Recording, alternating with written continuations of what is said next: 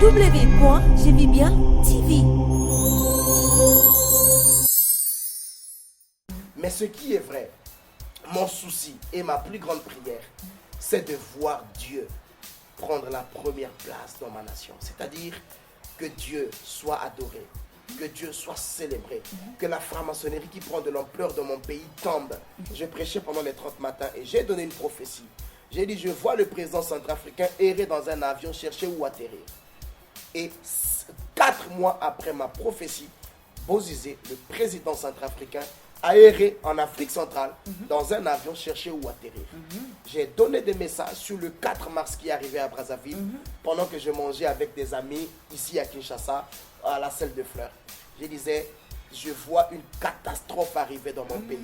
J'étais encore en train de prêcher chez nous à Brazzaville. Je disais, il y a un général qui va être entouré, on va tirer sur sa maison.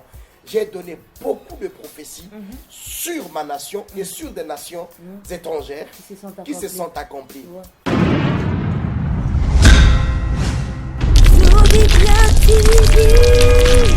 www.jevibien.tv. Grand bonjour, très chers téléspectateurs. Nous sommes très ravis d'être ensemble avec vous dans notre chaîne www.jevibien.tv. Et je crois que vous êtes ensemble avec nous, animés d'un même esprit, pour qu'ensemble nous décollons encore dans l'univers de la gloire de Dieu, dans l'univers de la puissance de Dieu. Et voilà la raison pour laquelle vous êtes le bienvenu dans cette émission Prophetic Time. Prophetic Time veut simplement dire l'heure du prophète, ou bien en lingala, ngonga ya basakole. Et réellement, nous sommes au temps des basakole, parce que le basakole actuellement ont un mot à dire. Alors bien aimés, soyez prêts, soyez connectés, parce que le Seigneur va tellement nous faire du bien. Notre site consiste à faire la promotion des œuvres chrétiennes. Tu es chrétien, partout où tu te trouves, dans le monde entier, nous sommes là avec toi pour propager la bonne nouvelle au travers des ondes. Alors nous sommes là, nous, www.jevibien.tv, nous sommes là ensemble avec toi pour que la gloire de Dieu s'éclate encore dans ce monde. Et bien aimé, nous allons très bientôt recevoir notre invité, mais avant tout, il est une grande surprise pour toi et moi. Nous allons tous les découvrir. Mais avant tout, nous suivons ces spots et nous nous retrouvons tout juste après.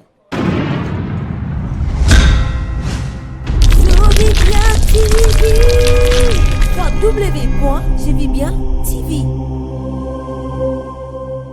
Comme je vous l'avais annoncé, que nous avons un grand invité, un grand homme de Dieu qui nous vient de Brazzaville, qui nous vient du Congo-Brazza et plus particulièrement de Pointe-Noire. Alors, ce grand homme de Dieu n'est pas seulement homme de Dieu, il est écrivain, il est poète, il est presque, je ne sais pas comment on dit, il est multifonctionnel. Alors, nous allons tous les découvrir ensemble avec vous, ce que Dieu fait dans sa vie et plusieurs talents qu'il a développés ont béni aussi beaucoup de vies. Alors, ensemble avec vous, je veux que tu sois connecté à la www.jevibien.tv afin que tu ne rates pas ces instants, mais que tu bénéficies et que ta foi réellement soit aiguisée. Bonjour, prophète. Bonjour Flore et bonjour à tous les téléspectateurs qui nous suivent en ce moment. Merci, je suis très ravie de vous avoir ou bien de vous revoir encore en ce moment.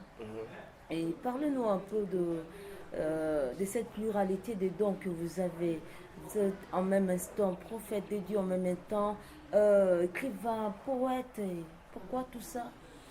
La Bible dit que Dieu fait grâce à qui il veut. Je pense que pour moi personnellement, ce n'est pas un mérite. Je ne me suis jamais réveillé un matin et j'ai calculé que je vais être écrivain, que je vais être prophète. Tout ce que je fais, ce sont des révélations. C'est-à-dire que le Seigneur se révèle au travers de moi en me donnant certaines capacités. J'ai l'habitude de dire que tout ce que vous voudrez faire, c'est en le faisant que vous saurez que vous étiez capable de le faire. Il y a beaucoup de choses que je pouvais faire, mais sans me rendre compte que j'avais la capacité. Alors, je me suis jeté à l'eau dans plusieurs domaines et c'est comme ça que je me suis révélé au monde avec le peu de talent que vous avez découvert. Ça, c'est pour l'instant ce qui est sur les plages publiques. Mais je fais encore plusieurs autres choses. Qui sont encore cachées. Non, pas cachées. C'est-à-dire que je les fais, mais les médias ne sont pas informés. Ah. Oui. Bon, je sais que le Seigneur nous donnera encore une autre opportunité pour bien découvrir ce qui est caché.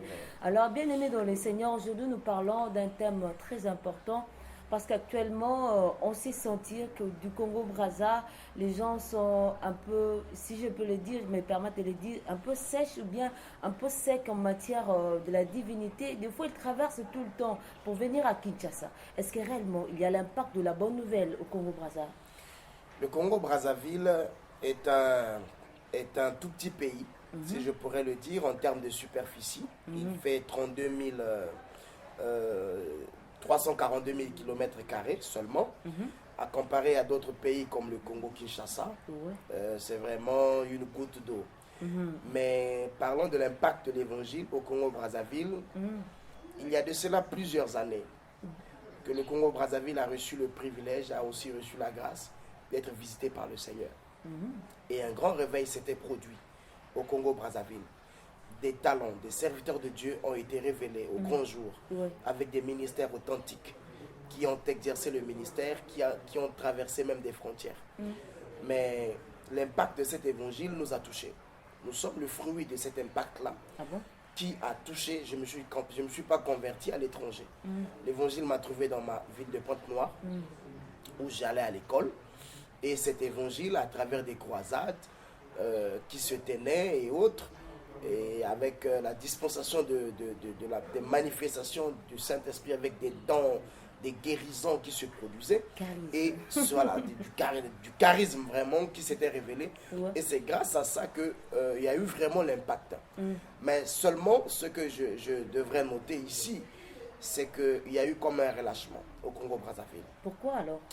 Ce relâchement, je ne m'étairai pas. Tous ceux qui me connaissent savent que c'est une lutte que je mène. Dans le sens que aujourd'hui, ceux qui ont été des freins à l'évangile, à cet impact de l'évangile-là, ne viennent pas de loin. Ce sont des pasteurs eux-mêmes qui sont devenus des obstacles à cet impact. Eux-mêmes, hommes de Dieu, obstacles pour la bonne nouvelle. Oui, parce que l'évangile est conduit par des canaux. C'est-à-dire que ce sont des hommes qui conduisent l'évangile. Pour qu'on parle d'impact, il faut qu'il y ait des hommes remplis du Saint-Esprit qui se déversent et qui exploitent les dons de Dieu dans leur vie. Mais si la moralité, Flore, des serviteurs de Dieu qui sont censés conduire cet évangile ne reflètent pas l'évangile qu'ils proclament, croyez-moi que personne au monde ne pourrait prendre l'église ni l'évangile au sérieux. C'est ce que le Congo-Brazzaville aujourd'hui vit. Nous sommes comme Jonas qui, pendant que le bateau est en train de chavirer, mais lui il dort au fond de l'océan. Merci, homme de Dieu. Il dort au fond du bateau. Merci, homme de Dieu. Je veux aussi vous rejoindre, peut-être vous motiver encore, parce que je vois dans vos œuvres, vous avez déjà au moins 4 grands livres que vous avez écrits. Je peux citer Stop Sorcellerie, Église Influence ta Nation, Le rêve d'un autodidacte, La sagesse excellente et ses 74 colonnes. Alors c'est tellement profond, mais je veux que nous parlions un peu de l'Église. Église influence ta nation. C'est quelque part, le thème nous conduit à comprendre que vous sentez, vous reconnaissez que réellement l'impact de la gloire de Dieu ne se vit pas dans votre pays. C'est pourquoi vous l'avez écrit, ou bien c'était d'autres choses qui vous ont motivé à écrire ces livres? Lorsque vous prenez Église, quand je dis ici Église, vous n'allez pas comprendre le sens du terme. Vous n'allez pas comprendre mon intention. Parce qu'en le disant, je ne sais faire la différence entre église et église.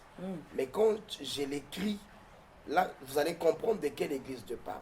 Je suis en train d'écrire église avec un grand E qui me parle premièrement de l'église corps du Christ, excusez-moi, de l'église corps du Christ, qui a ce devoir-là de pouvoir impacter le monde. Parce que Jésus a commencé par établir cela dans Matthieu 5, à partir du verset 13. Jésus dit: vous êtes la lumière du monde. Jamais un scientifique n'a créé une ampoule qui a la capacité d'éclairer toute l'étendue qu'on appelle le monde. Jamais. Mais Jésus pouvait voir le chrétien, le vrai, avec une dimension multisectorielle, capable d'éclairer déjà le monde. Or, entre nation et monde, le monde est plus grand que la nation. Mais Jésus donne la capacité aux chrétiens d'éclairer le monde. Si déjà nous pouvons être capables d'éclairer le monde, à combien plus forte raison la nation, qui n'est qu'une petite partie du monde. Ce qui revient à dire que nous avons la grande responsabilité d'influencer nos nations. Pourquoi? Parce qu'en lisant toute l'histoire du monde et toute l'histoire de l'Église par rapport à l'avancée de l'humanité, vous allez convenir avec moi que s'il y a eu avancée de l'humanité, c'est grâce à l'action de l'Église. Je pourrais prendre l'exemple aux États-Unis d'Amérique. À l'époque où il y avait la ségrégation raciale, les hommes de couleur n'avaient pas de place. Mais ce n'est qu'une lutte menée par des hommes d'église qui ont emmené les hommes de couleur à avoir des droits civiques aux États-Unis d'Amérique. Ce qui revient à dire que dans tous les pays du monde, que ce soit la Suisse, Même que ce le soit la Suède, Congo. que ce soit le Congo, Kinshasa, que ce soit le Congo-Brazzaville, d'où j'ai été touché par l'évangile, c'est grâce à l'activité de l'Église que l'Église, plutôt que le monde, a connu un avancement. Mais par la grâce de Dieu, au fur et à mesure aujourd'hui on avance, on se rend compte que l'Église est en train de perdre les pédales. On se pose des questions. Est-ce que l'Église n'est-elle plus à la hauteur de ses tâches? Je dirais encore un peu plus loin. L'Église peut-elle encore être consultée par des rois? L'Église oriente encore telle des rois? L'Église, est-ce que l'Église peut aujourd'hui réprimander un roi? Est-ce que l'Église aujourd'hui peut montrer la direction prophétique d'une nation? Ça, ce sont des questions que je me suis posées autour du livre. Quand j'ai dit Église influence ta nation, premièrement, c'est rechercher l'impact. J'étais en train de prêcher dans l'église d'un ami ici, le pasteur Marcelo, que je salue en passant. Et en plein culte, quand je prêchais, j'ai dit, écoutez, quand on parle de Église influence ta nation, c'est la répercussion. En fait, l'Église est semblable c'est semblable à la prophétie d'Ézéchiel 47. Vous allez regarder que Ézéchiel est dans le temple, dans une maison, et il voit, il y a comme l'eau qui rentre dans la maison. Et l'eau était en train d'avancer au fur et à mesure sur chaque partie du corps du prophète Ézéchiel. Il voit le torrent arriver au niveau des chevilles, après ça avance au niveau des genoux, au niveau des hanches, jusqu'à ce que ça remplisse. Et on nous dit bien que l'eau, avant de remplir la ville, avait d'abord rempli la maison dans laquelle se trouvait le prophète Ézéchiel. Ce qui revient à dire que pour que la nation subisse les répercussions de l'impact de l'Église, il faut que l'Église elle-même commence par être impactée. Je te prendrai un exemple simple, Flore. Lorsque tu allumes l'ampoule dans ta maison, l'ampoule donne de la lumière. Mais regarde, j'ai fait un constat. Avant que la lumière n'éclaire toute l'étendue du salon ou de la chambre, l'ampoule commence par s'éclairer elle-même. L'ampoule se remplit. Voilà, donc voilà un peu. Lorsque l'on donne la parole, il parle sans relâche. Homme de Dieu, je sens que vous avez beaucoup à dire. Beaucoup à dire. Est-ce que réellement dans votre pays, surtout dans votre ville d'où vous provenez, on considère que vous êtes une bénédiction ou pas? Je ne saurais rendre témoignage de moi, mais je pense que vous qui êtes de la presse, vous pouvez nous aider à faire ce travail-là pour vérifier si oui ou non ce pourquoi nous sommes porteurs. Parce que être une bénédiction pour un peuple ou une nation, c'est quoi? C'est être porteur de l'âme de la nation. Moi, je suis un patriote. Je défends les causes nationales. Je parle de la nation. Je suis en guerre avec certains qui me mènent la guerre parce qu'ils voient ma position. Je ne mâche pas les mots parce que Jésus n'en avait pas l'habitude. Ce qui revient simplement à dire que je suis une bénédiction et des familles, des églises le témoignent. Je l'entends, mais je ne fais pas cas, simplement parce que je vous laisse le soin de faire cas de ça, comme ça vous allez rapporter les témoignages. Autour de vous, parmi vous, vos collègues pasteurs, quand même, ils reconnaissent que vous êtes une bénédiction pour votre nation, ou bien ils sont là aussi pour vous tuer derrière, ou comment? Je pense qu'il y a des gens qu'on ne tue pas. Il y a des gens qu'on ne tue pas parce qu'ils sont semblables à des Moïse. Lorsque même Pharaon avait pris la résolution de tuer Moïse, qui devrait être une bénédiction pour l'Égypte, la maman de Moïse a fabriqué une caisse de jonc et a jeté son fils dans les eaux du Nil, qui est le symbole de la parole. Ce qui revient à dire que je suis un Moïse pour ma nation. Tout ce qui devrait être fait, alors ma maman, qui est donc l'église, m'a mis dans une caisse de jonc. Pendant que la nation veut tuer les Moïse, l'église fabrique des caisses de jonc pour sauver des vies, des porteurs de destin des autres. Je suis une bénédiction pour les autres parce que toutes les activités que je fais sont en bénédiction pour l'église et pour la nation. Et particulièrement dans votre église, comment on ressent, comment on le reçoit? Votre pasteur, vos collègues, vos amis, dans votre église, où Avant que je ne vienne dans cette émission, il y a 4 jours, mon pasteur, avant qu'il voyage, avant que je ne voyage aussi, m'a fait une déclaration. Il m'a dit: la nation compte sur toi. Tu ne peux pas imaginer que mon pasteur, celui sous lequel j'évolue, me dit: la nation compte sur toi. Parce qu'elle a vu, parce que mon pasteur c'est une femme, maman Carmel Otombongo, que je salue en passant, elle reconnaît cette autorité, cette grâce que j'ai reçue de faire des choses pour la nation et pour l'Église. Et l'Église l'accepte. L'Église m'accompagne même. L'Église m'accompagne. Dans cette lutte. Dans cette lutte. Donc je ne suis pas seul. Je suis d'abord avec l'Église, mais avec le corps de Christ. Aïe, aïe, aïe, et grave. Il n'y a pas seulement que le corps de Christ. J'aime même des gens qui appartiennent à d'autres obédiences, d'autres confessions religieuses, qui m'accompagnent dans ce que je fais. C'est-à-dire que... Maintenant là, je peux m'imaginer que vous êtes comme... excusez-moi, comme le pasteur Coutinho de l'art, parce que ici c'était le seul qui pouvait avoir une langue facile contre tout ce qui s'est fait en mal contre le peuple. Il avait cette facilité de dénoncer, il ne craignait pas. Mais il a été incarcéré, il a été torturé. Est-ce que vous ne craignez pas que peut-être demain, aujourd'hui, vos efforts se font sentir et ça monte, mais demain peut-être que ça sera tellement visible que le gouvernement ne pourra pas supporter? Est-ce que parce que le gouvernement n'est pas divin, est-ce que réellement le gouvernement sera d'accord avec toi de vous aider à vraiment à renverser ce qui empêche que la gloire de Dieu soit établie dans votre pays? Le pasteur Coutinho, je ne saurais le dire, c'est un leader qui m'a beaucoup influencé dans sa façon de faire. La preuve est que je l'ai consulté pour préfacer mon premier livre, Stop Sorcellerie. C'est lui qui a fait la préface. Je l'apprécie et je le porte. Dire que comme lui, je ne saurais le dire. Je laisse les autres le soin de le dire. Mais n'oubliez pas qu'après Coutinho, il y a d'autres Coutinho qui se sont révélés. La Bible parlait, lorsqu'Élie a dit: je suis resté seul, il y a les 7000 autres. Je ne peux pas prendre le risque de dire je suis comme, parce que je ne connais pas les 7000 autres que Dieu, qui sont dans le carquois de Dieu. Donc ce qui veut simplement dire que le ministère prophétique est une responsabilité. Les prophètes ne sont pas des caresseurs au sens du poil, que ce soit des gouvernants ou du peuple. Je suis comme Michel. Je ne suis pas obligé de dire ce que les autres disent.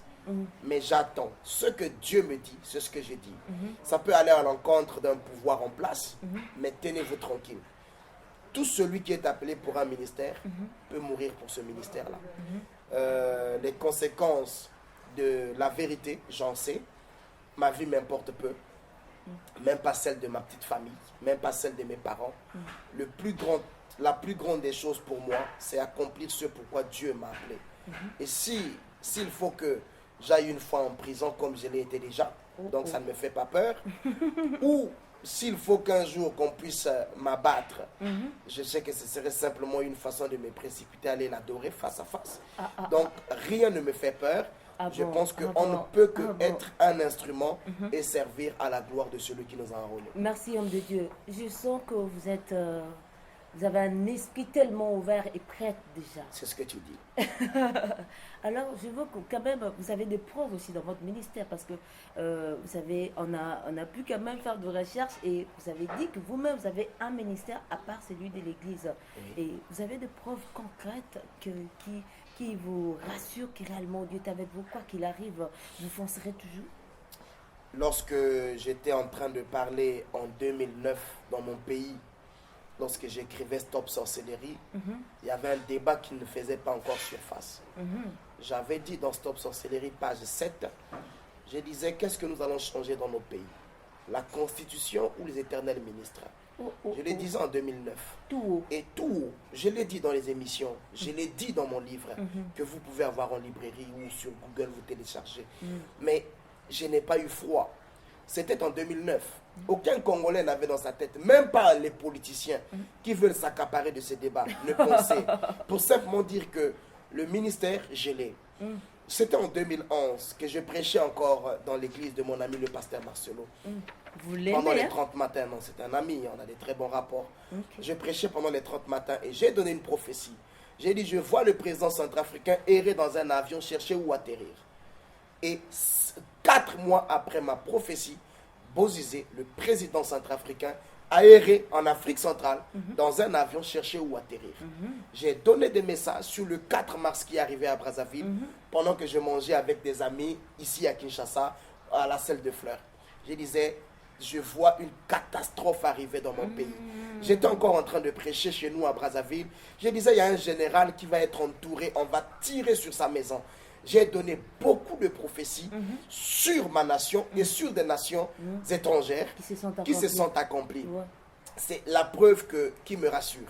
Parce qu'on reconnaît un prophète par l'accomplissement de ses prophéties. Okay. Mais en dehors de ça, j'exerce mon ministère pleinement dans l'enseignement de la parole. Je vois des vies être touchées. Et je vois des gens se convertir, donner leur vie à Jésus.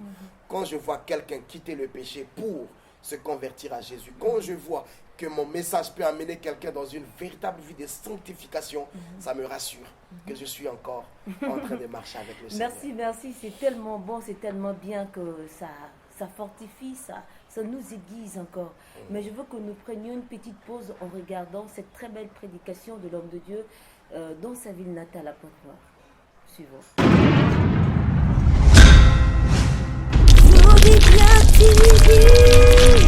www.jvibien.tv.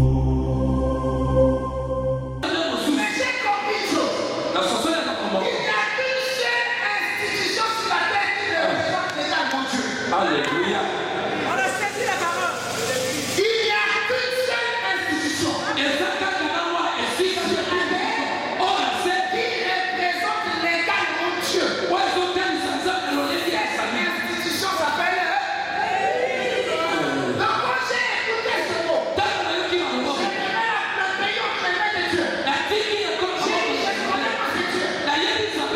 Moi, je suis le représentant de Dieu sur la terre.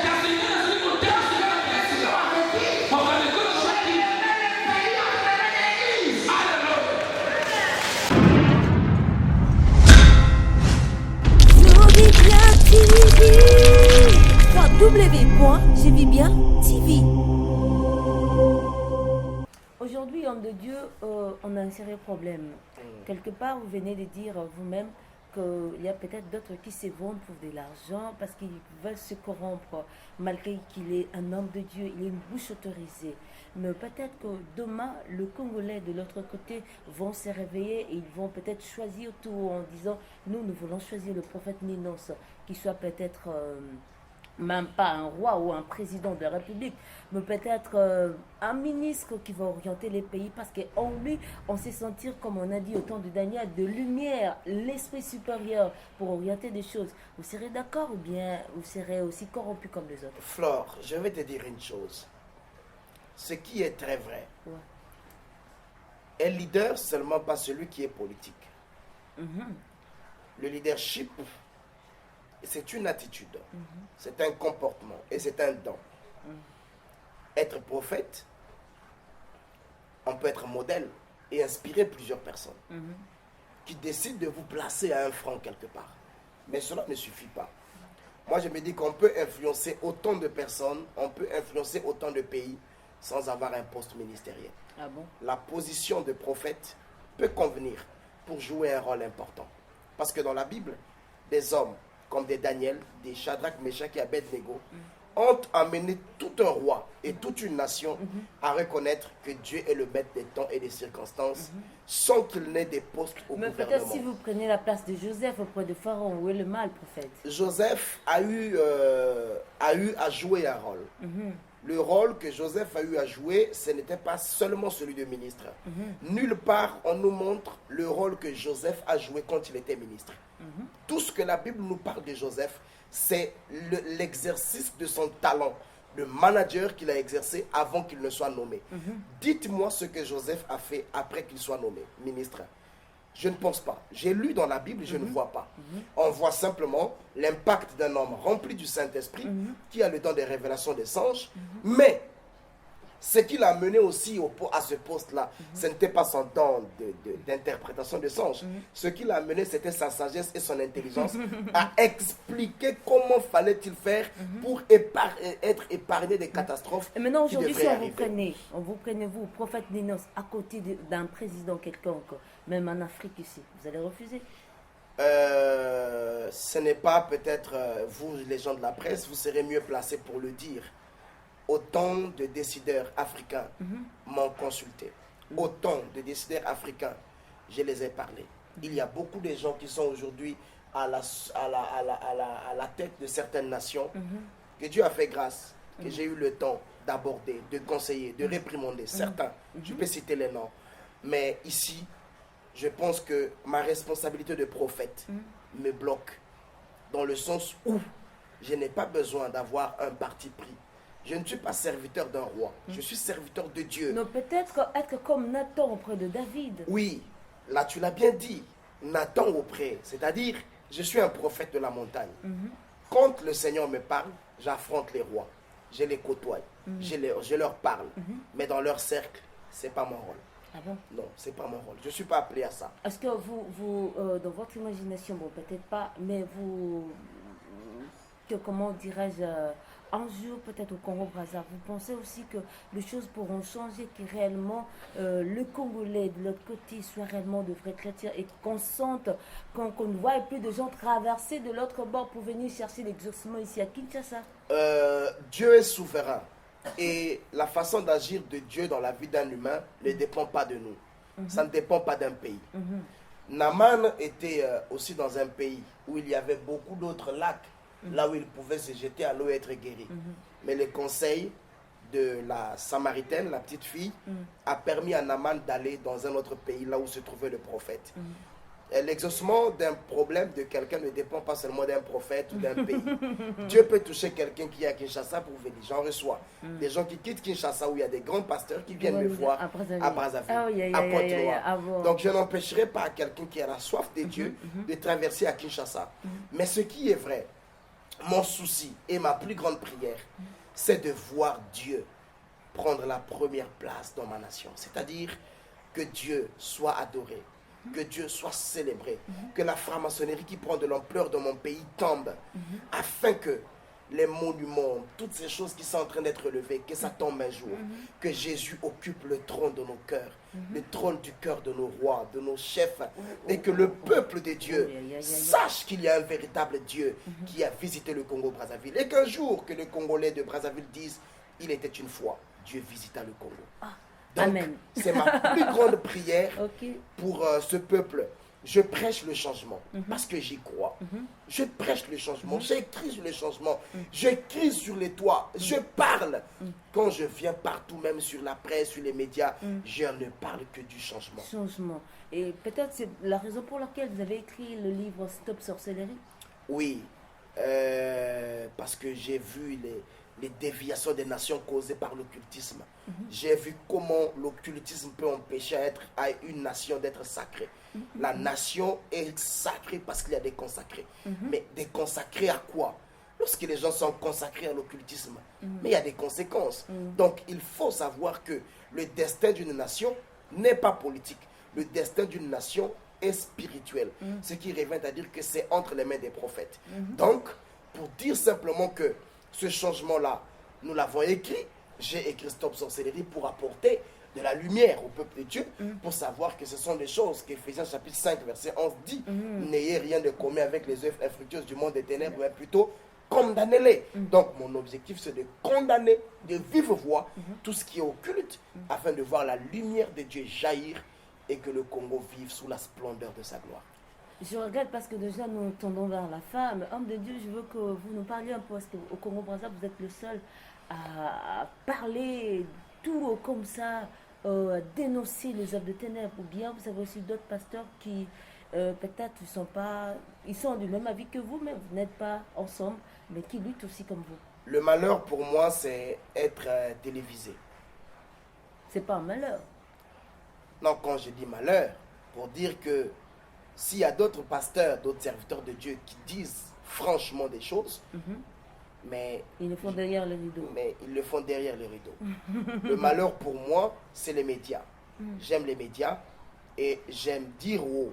Quand je dis haut, ça veut dire ce que j'ai dit avec toi ici, plus d'1 million de personnes seront informées. Ouais. Pour simplement dire que c'est un malheur pour moi que d'être médiatisé. C'est à cause de ça que je pourrais dire que je fais partie, parce qu'ils sont plusieurs, mais je fais partie de ceux qui disent haut. Donc vous êtes le seul, ça veut simplement dire clairement que vous êtes le seul Non, à s'élever. Flore, Oui, vous êtes c'est le une seul. affirmation que je ne voudrais pas faire. Je te laisse faire cette affirmation. Voilà. Aïe, aïe, aïe, bon, on a peut-être 3 affirmations depuis qu'on a commencé. Alors, pasteur, parle-nous un peu de vos DVD famille, quoi que ce soit. J'avais noté ce que vous avez dit là. Oui. Vous pouvez aider votre famille à devenir meilleure. Vous savez, aujourd'hui, si la nation est malade, c'est parce que à la base, les familles sont malades. Très malade. Parce que si aujourd'hui il y a des enfants dans la rue, que je corrige en disant il n'y a pas d'enfants de la rue. La rue n'a jamais mis au monde des enfants. Les enfants ne sont que dans la rue. Parce qu'ils sortent des familles. Mais si chaque famille, chaque parent pouvait devenir un père responsable, une mère responsable, ce qui revient à dire que on étoufferait beaucoup de choses dans la nation. J'ai une passion pour les familles. Je tiens des cultes de famille. Je tiens des séminaires de famille. C'est pour ça que j'ai mis sur pied ce DVD. Vous pouvez aider votre famille à devenir meilleure. Parce que je sors d'une famille modeste. Peut-être l'une des familles les plus pauvres de Pointe-Noire. Mais j'ai vu la moralité de cette famille. J'ai vu l'affection, l'entretien, l'amour qu'avait mon père envers ma mère. Rien ne les a séparés après 50 ans de mariage, sinon que la mort. Ce qui revient à dire que j'ai connu le bonheur familial, mais dans la pauvreté. Je voudrais partager à de nombreuses familles ces vérités-là. J'ai parlé de 17 vérités qui peuvent emmener une famille à devenir... 17 vérités. 17 Le vérités. fils de prophète. Premièrement, je dis qu'une famille doit apprendre à faire alliance avec Dieu. Alliance avec Dieu. Parce que Abraham a fait une alliance avec Dieu et Dieu est devenu le Dieu d'Abraham et le Dieu de toutes les générations, mais dans la famille d'Abraham. Ça veut dire l'unique alliance qu'Abraham a fait avec Dieu, il y a eu des répercussions sur toutes les générations. Isaac a prié le Dieu d'Abraham, Jacob a prié le Dieu d'Abraham, ainsi de suite jusqu'à nous qui sommes des descendants d'Abraham. Pour simplement dire que une autre vérité, je dis, il faut amener votre famille à découvrir le potentiel.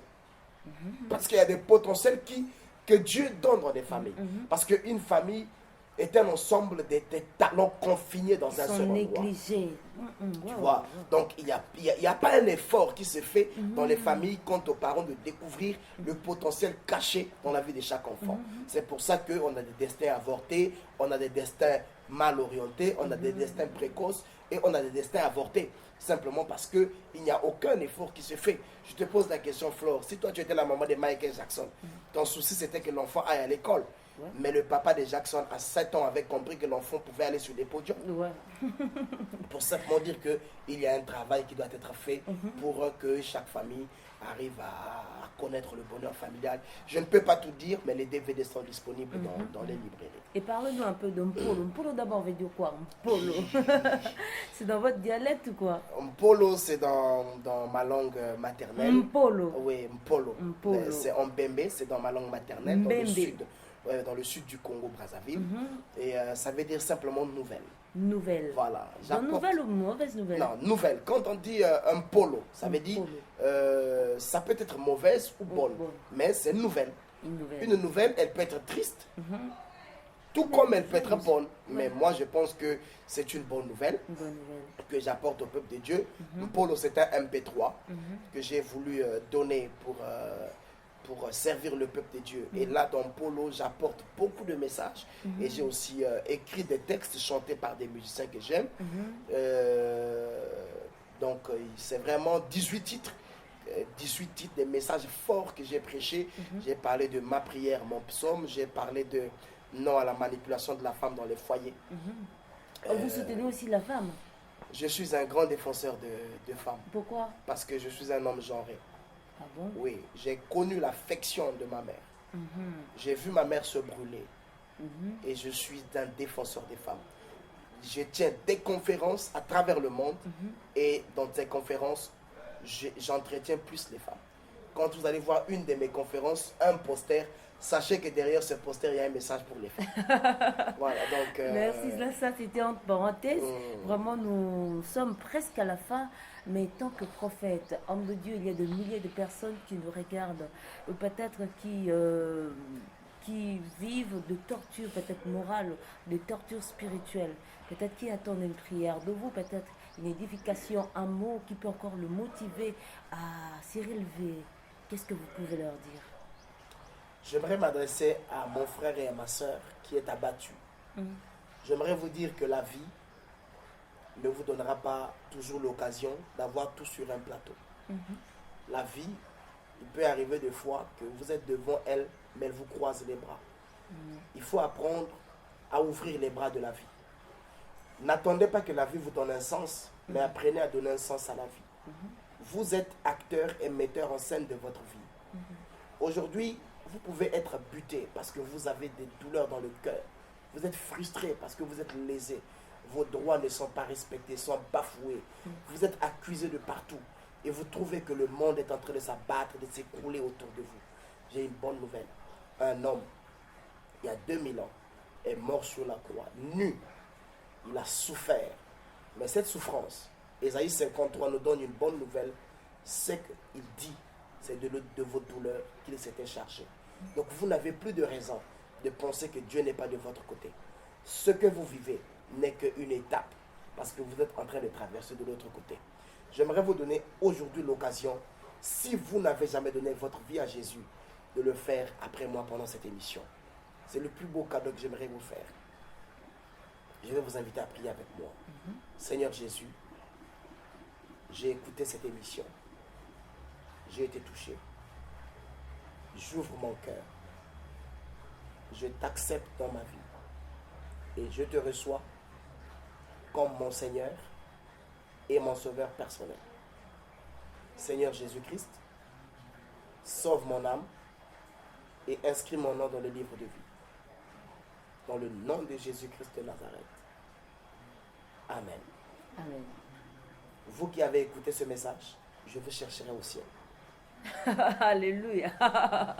Merci prophète, c'est pour moi la première fois d'entendre un homme de Dieu parler ainsi. Que Dieu soit loué.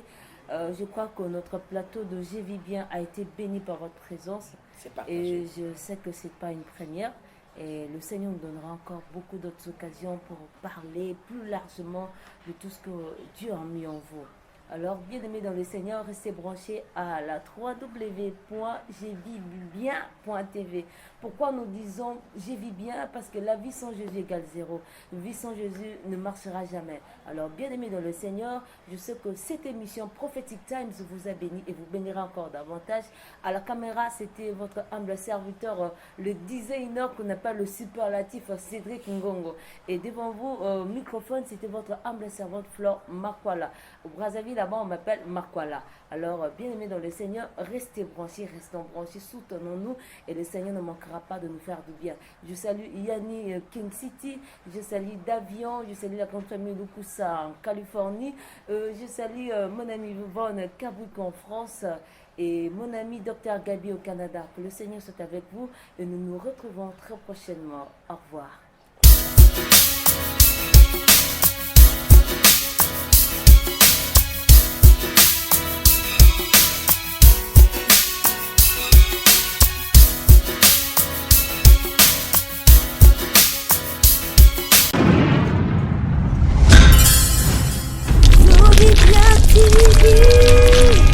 www.jevibien.tv